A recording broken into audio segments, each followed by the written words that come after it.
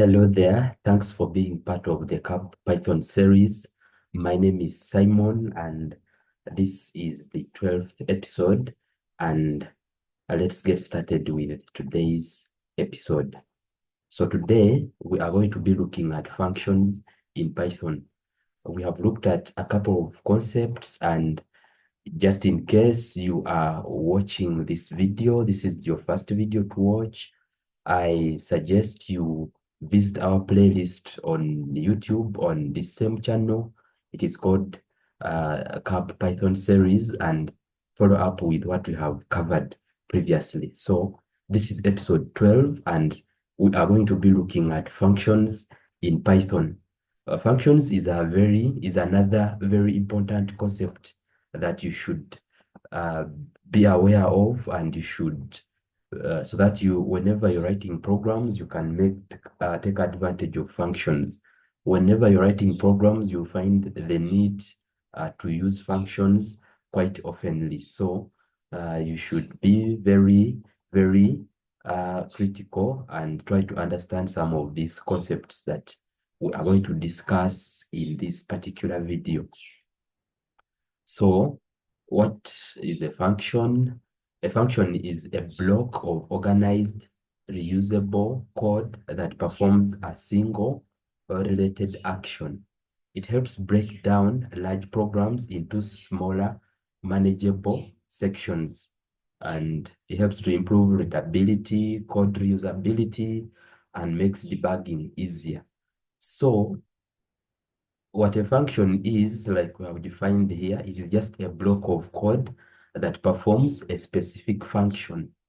So when you're writing your code, it is always good to make it in form of function blocks. You separate it in form of functions so that you can maintain code reusability, and it also makes debugging easier rather than just writing a one huge block of code.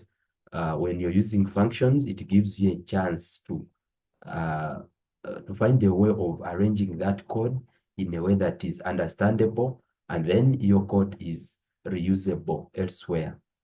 We shall dive into that, and we see how to take advantage of that shortly. That's the syntax for creating a function. If you want to create a function, we use the def keyword. After the def keyword, you put the name of the function that you want to create. Inside this parentheses, you put what we call parameters. We are going to see what parameters are as we move on, and then you put a colon. So this is another section in Python programming where we use the colon, and whenever you use a colon, it means there is automatic indentation on the next line. So there is no mistake here. The word function, the function block must be indented up to this level, and whatever code that you are going to write that that is part of this function should have the same indentation from here. You should not bring it at this level now. Whatever you write at this level, like what you see here, this is not part of the function. So whatever code that you want to define inside this function you created here, you must write it beginning from where you're seeing the word function beginning from and the word return. So everything inside here, that's how we define a block in Python. Everything inside here is inside the functions block. So you write whatever you want to be executed by the function. Then when you're done, you can return a certain value. You can return something. So return is optional. You can decide to return something or not return anything. Okay, we shall talk about return later on in details, but after defining your function, you now call it. You can see we are now calling it from the extreme end without indenting. This means this is not part of the function, but now we are calling the function. So that is it. We are going to see all this practically. No need to worry. Yeah, like I said, the def keyword is for defining a function, and then the function name, parameters which are optional. Okay, we shall look at them. Then the return is also optional. It returns the value after the function is executed. Okay, so let me open my VS Code and we start writing something here.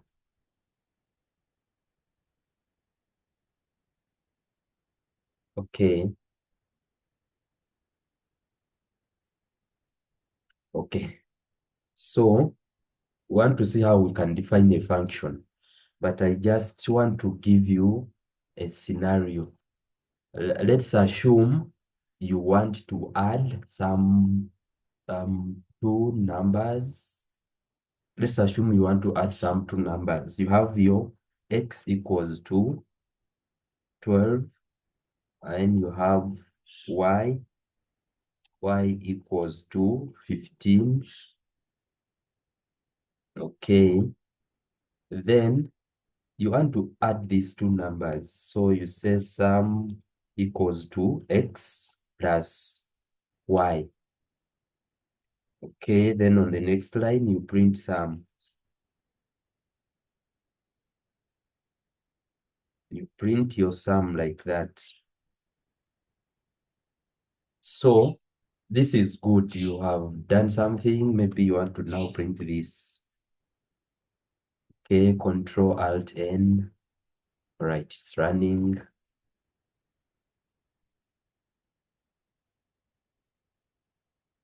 It is running, though it's a bit slow.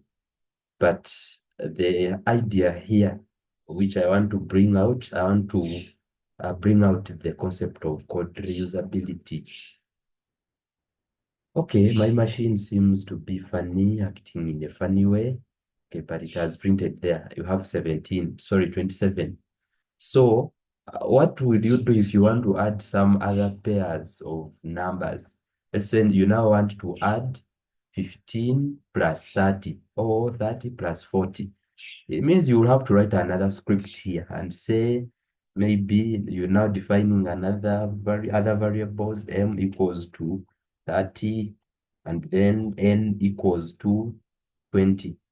Then you come and say sum 2 equals to M plus 20. Hey, what did I write? M plus N. Then finally, you print sum 2. And I save and run. Yeah, there we go. So that's what you will be doing. Whenever you want to add some numbers, you have to define them and then add. Whenever you want to add some two numbers, you have to define them and add. So this makes your code, you're writing a lot of lines of code, but then the activity you're performing is the same. It is the same activity. You're doing the same thing because these blocks of code are having the same logic. Here you're adding.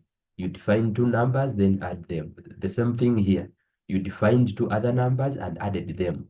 So this logic of code here, why should you write many lines of code, but then what you're performing is literally having the same logic behind it.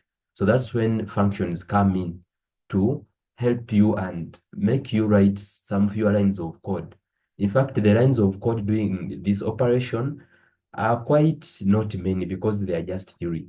But you will write codes whereby you're writing very many lines of code, but then in a certain block, but then you're having some other block of many lines, but those two different blocks perform the same action.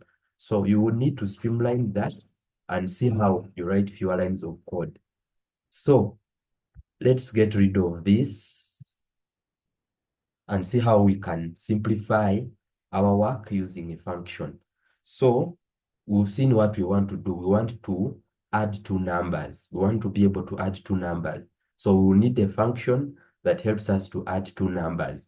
What a function does is you define it to do something specific for you. That whenever you want that thing to be done, you just call it, hey, come and do this. Hey, come and do this. The same way you might have your maid at home. and you know that maid is supposed to cook for you. So whenever you need food, you call the maid, come and cook for me this, come and prepare for me this, come and do this. So it is the same thing here with functions. A function is there to do a specific thing, and whenever you need what you define that function for, you just call it. So let's define our function. Since we want it to add some two numbers, we shall write something close to what the function is supposed to do. So we want that function to add some two numbers. So we shall call it add numbers. Yeah, let's call it that. Then after defining a function, you always put those brackets, curly brackets.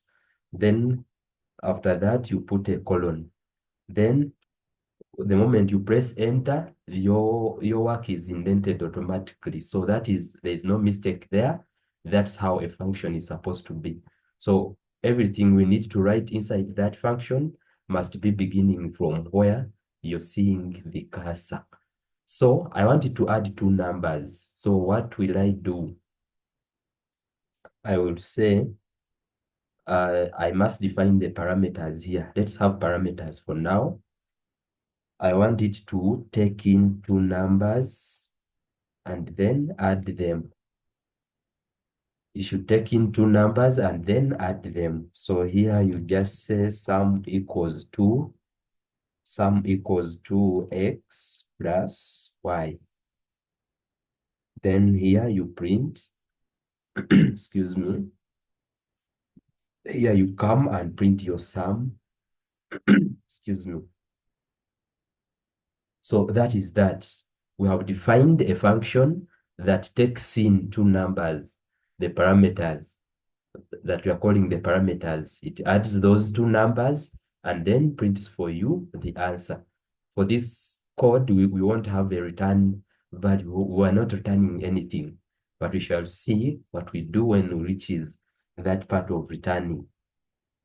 So we have successfully returned a function.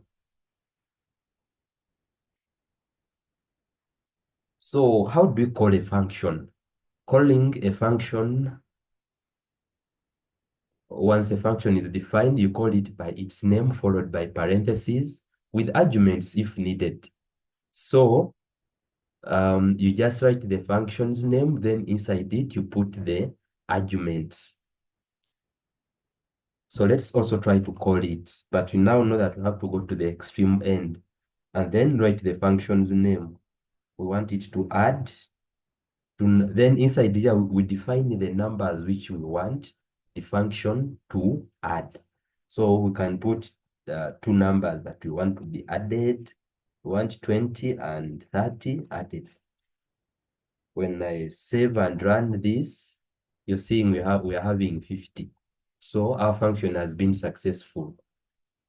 Then maybe if I want to add more two numbers, I just call the same function, but then give it different arguments. 15, okay. So I can call it as many times as I want and give it any different pairs of arguments, and it will just be able to do what I want it to do. So anywhere inside this program, you can always call that function since we have defined it. So that is what you do if you want to define and call a function.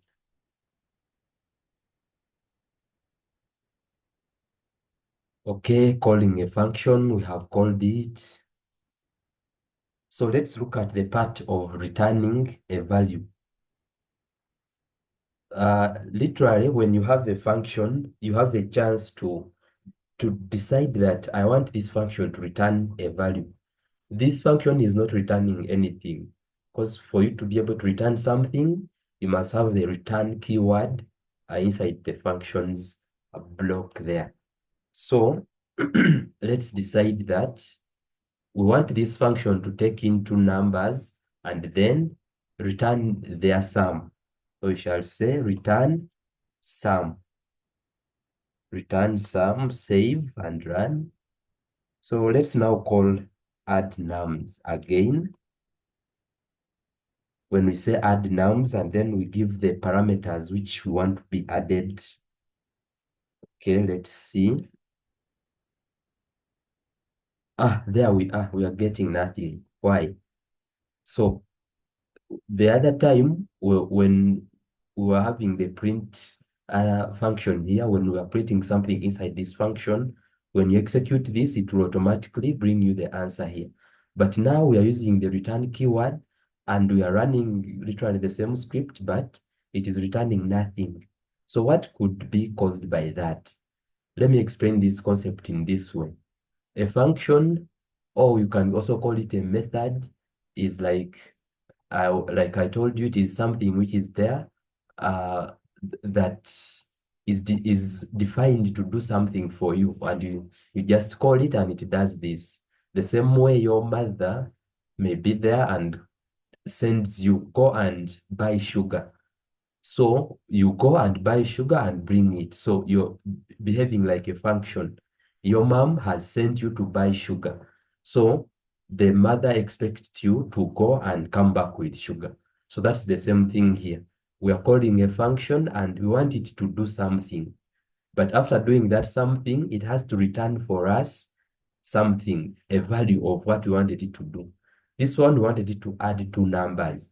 So we expect it to return the sum of those two numbers.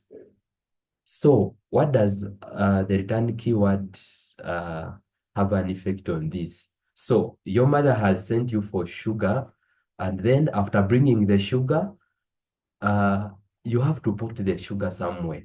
So let's say you don't know where to put it, and the mother tell you that when you bring that sugar, put it in that container because you might go bring the sugar and remain with it, or just not deliver it to the mother.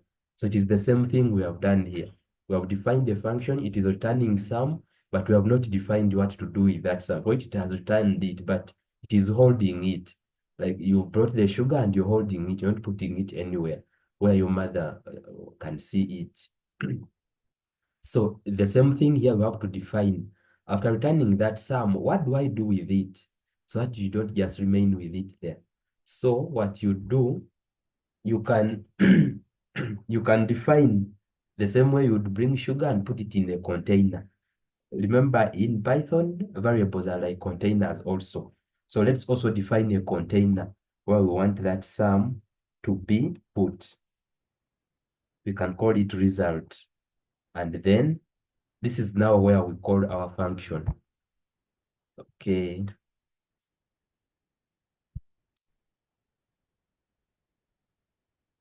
So what is happening here is that you have defined a variable or container called results.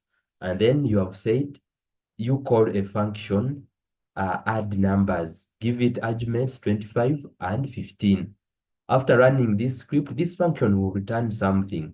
But now this time, it won't return something and keep holding it. It will return it and put it in a variable called result so that you can access it from there and do with it whatever you want to do. So I want to print results when this function returns it. So I would say print results and then run that. So now you're seeing something printed. The function returned 40 and stored 40 into results. Now we are printing results, which carries the value 40. Another way we can call a function which returns something, you would just print directly. Then inside the print here is where you call the function add numbers and give it arguments. And there we go. It is returning 30 here. So that is the thing. I hope this concept is okay. What you should know is that when a function prints something inside its block, you can just call it like we did previously. But if the function is returning something, it is not printing, but it is returning something for you. It means you have to go an extra mile here and define where you want it to put the value that it returns.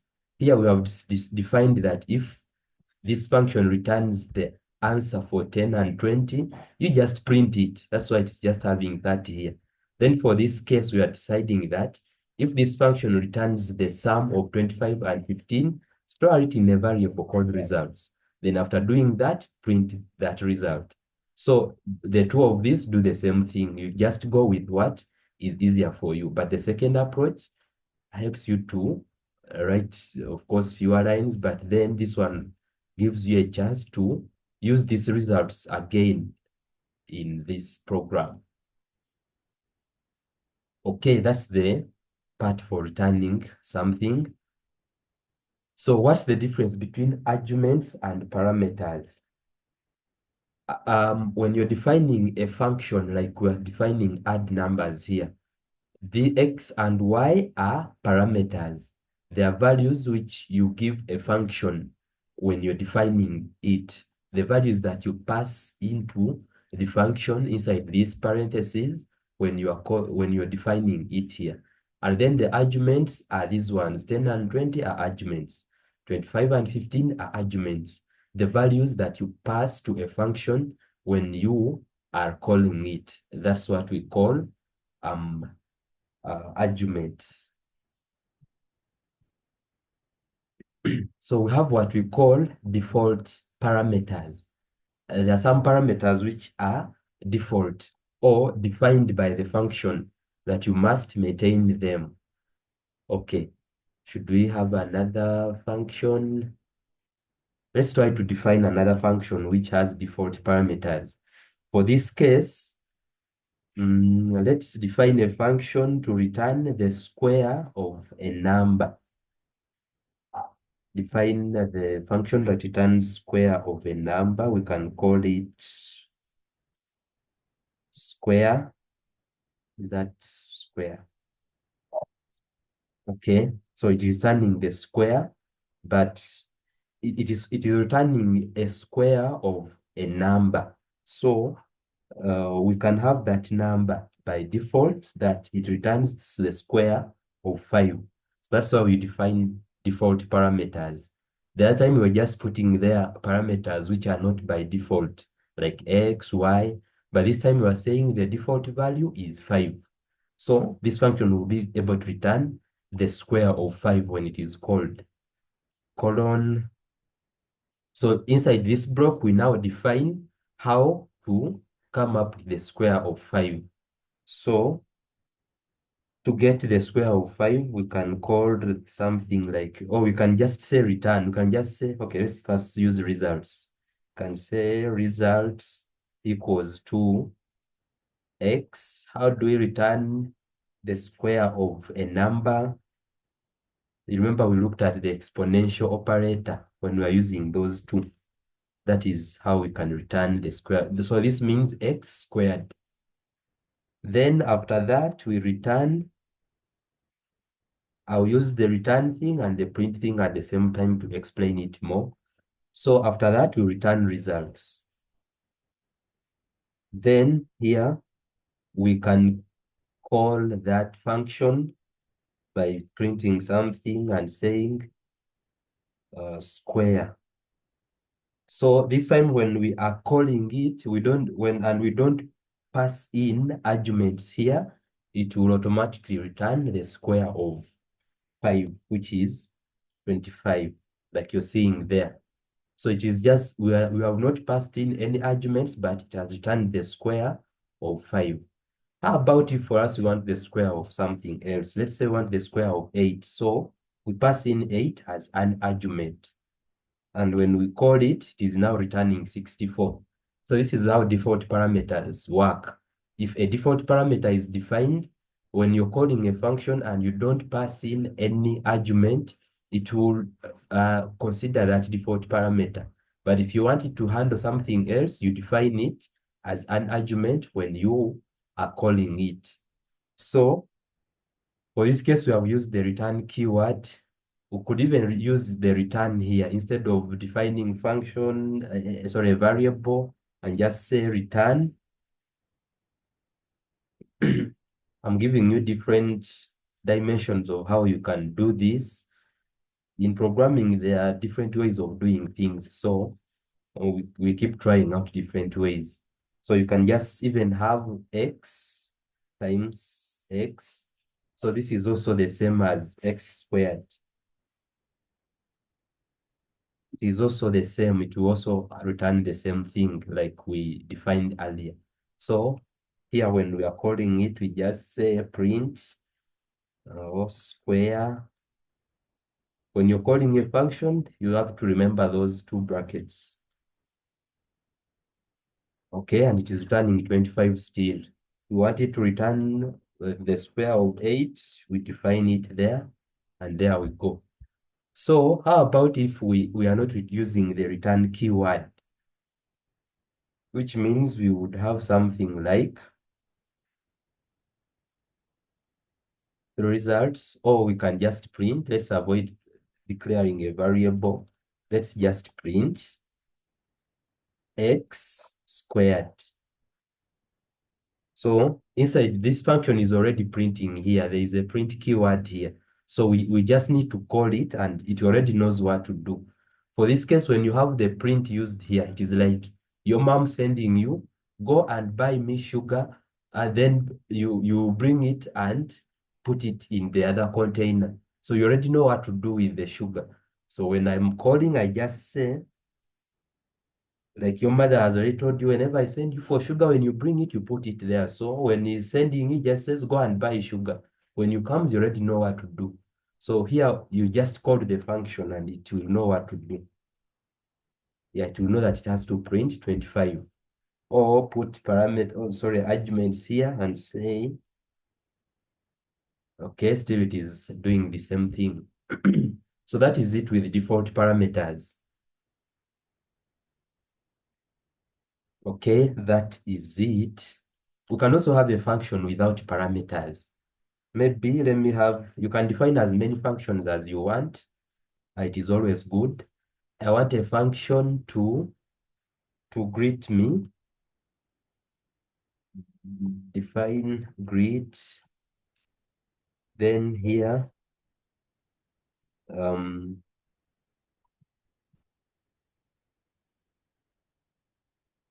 return, how are you doing? Okay. So whenever I need to greet someone, hope that's the spelling of greet. Whenever I need to greet someone, I just call that function and it does that for me. Wait, it's not doing it? Yeah, we expect it not to, because it has just returned the greeting, but it is holding it. So we should define that after returning a value, you must print it.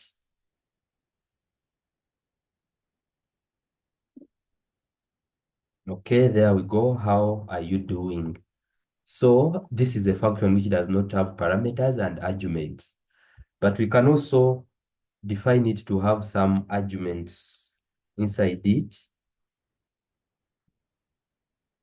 Okay, maybe something like name, so that it greets a specific person.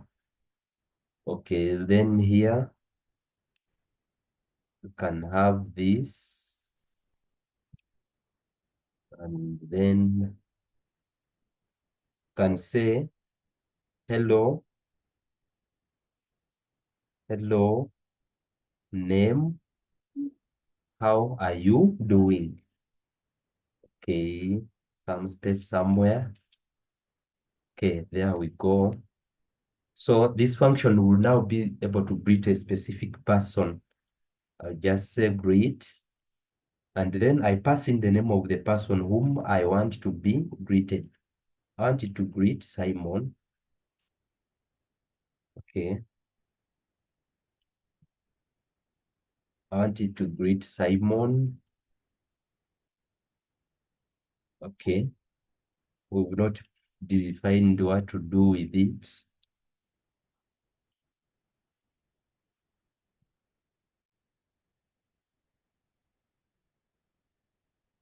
Okay. Hello, Simon. How are you doing? So that is it.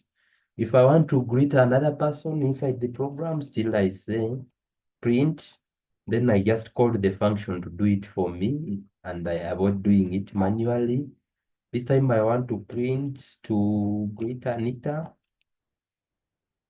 Okay. Hello Anita, how are you doing? If I want to greet someone else, still I do the same thing. Let me copy this.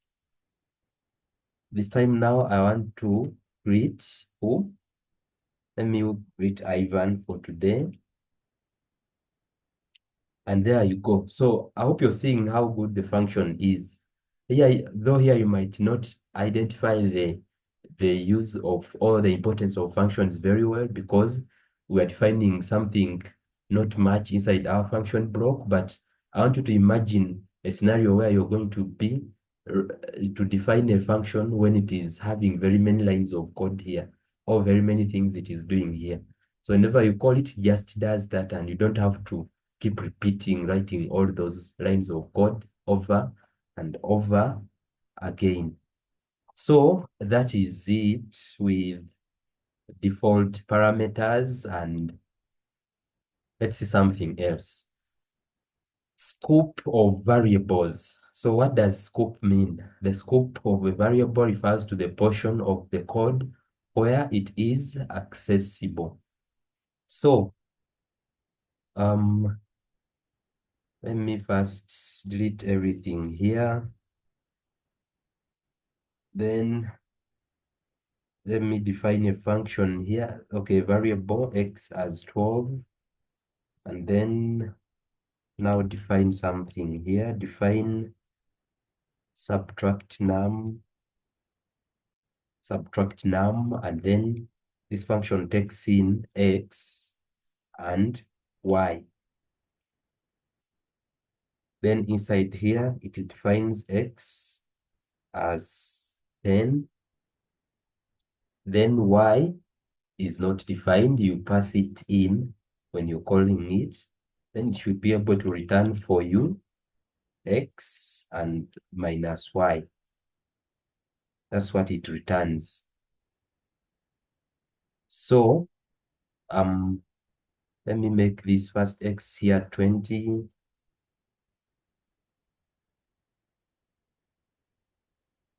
So when you're calling it,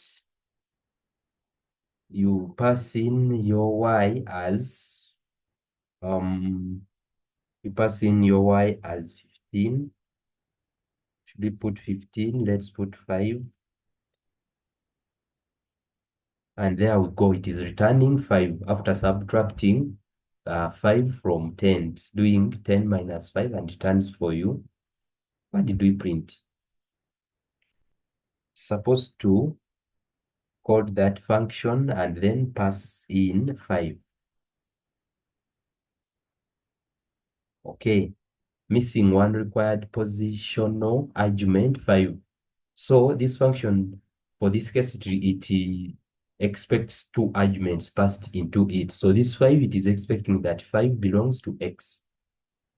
So as we are doing here, we're also doing error handling. We are learning how to debug codes when you face issues. So let me remove x from here since it is not a parameter. It's already defined inside the function. I don't need to put it as a parameter there. And there we go. We now have our 5. So inside here, I want to bring in the concept of local and global variables.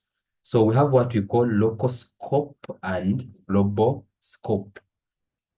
So local scope, a variable declared inside a function and belongs to the local scope and cannot be accessed within that specific function. Once the variable um, once the function execution ends, the variables are destroyed. Okay, so when we look at this program here, this x carrying the value 10 is what we call the local variable, or the variable which is defined inside the functions block. And then this x which is carrying the value 20 is at the global scope. It is outside the function. So here, when I print x, When I print X here, you're seeing I'm getting 20 after printing X, not 10, because this 10 is only accessible inside this function. Outside the scope, you cannot access it. I can even define another variable here, which I call Z, being 30. Then here, maybe I want it to add 30 after, to add Z after subtracting.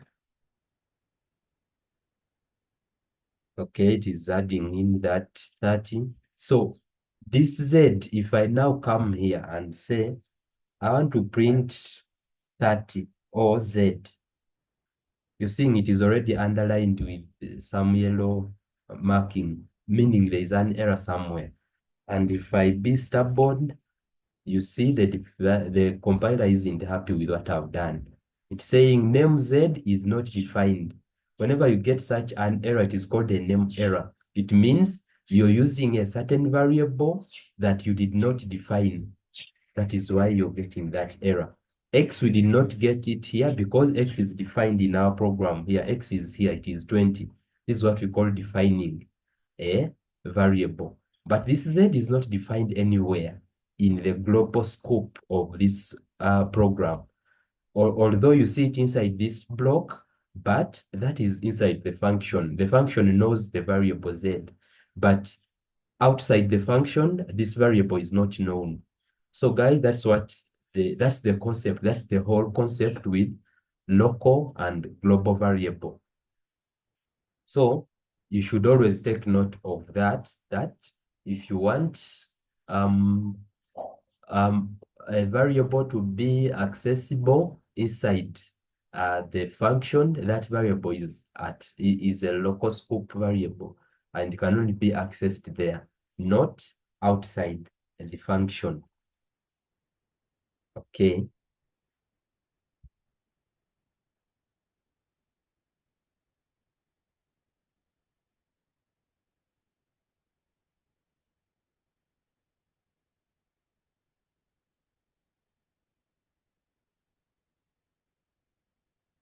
We still on.